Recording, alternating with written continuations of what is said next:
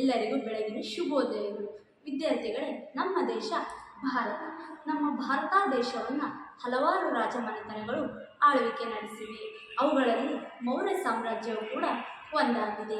ಮೌರ್ಯ ಸಾಮ್ರಾಜ್ಯದಲ್ಲಿ ಚಂದ್ರಗುಪ್ತ ಮೌರ್ಯ, ಬಿಂದುಸಾರ, ಅಶೋಕ ಪ್ರಮುಖ ಅರಸರಾಗಿರ್ತಾರೆ. ಇವರಲ್ಲಿ ಅಶೋಕನು ಒಬ್ಬ ಪ್ರಬಲ ಅರಸನಾಗಿದ್ದನು. ಅಶೋಕನ ಜೀವನವನ್ನು ನೋಡುವುದಾದರೆ, ಅಶೋಕನು ಕ್ರಿಸ್ತಪೂರ್ವ 304ರಲ್ಲಿ ಬಿಂದುಸಾರ ಮತ್ತು ಸುಭದ್ರಾಂಗಿಣಿಯ ಮಗನಾಗಿ ಜನಿಸಿದನು. ಬಿಂದುಸಾರನ ಮರಣದ ನಂತರ ಅಶೋಕನು ಕ್ರಿಸ್ತಪೂರ್ವ 269ರಲ್ಲಿ ಸಿಂಹಾಸನವನ್ನು ಅಲಂಕರಿಸಿದನು. ಈತನ ಅಧಿಕಾರಕ್ಕೆ ಬಂದಂತಹ ಸಂದರ್ಭದಲ್ಲಿ ನಡೆದ ಮಹಾನ್ ಯುದ್ಧವೆಂದರೆ ಅದುವೇ ಕಳಿಂಗ ಯುದ್ಧ. ಅಶೋಕನು ಕಳಿಂಗದ ಮೇಲೆ ದಾಳಿ ಮಾಡಿದನು. ಆಗ ಅಶೋಕನಿಗೂ ಮತ್ತು ಕಳಿಂಗದ ರಾಜ ಶುದ್ಧಧರ್ಮನಿಗೂ ಕ್ರಿಸ್ತಪೂರ್ವ 261ರಲ್ಲಿ ಧೌಲಿ ಎಂಬ ಪ್ರದೇಶದಲ್ಲಿ ಭೀಕರ ಕದನ ನಡೆಯಿತು.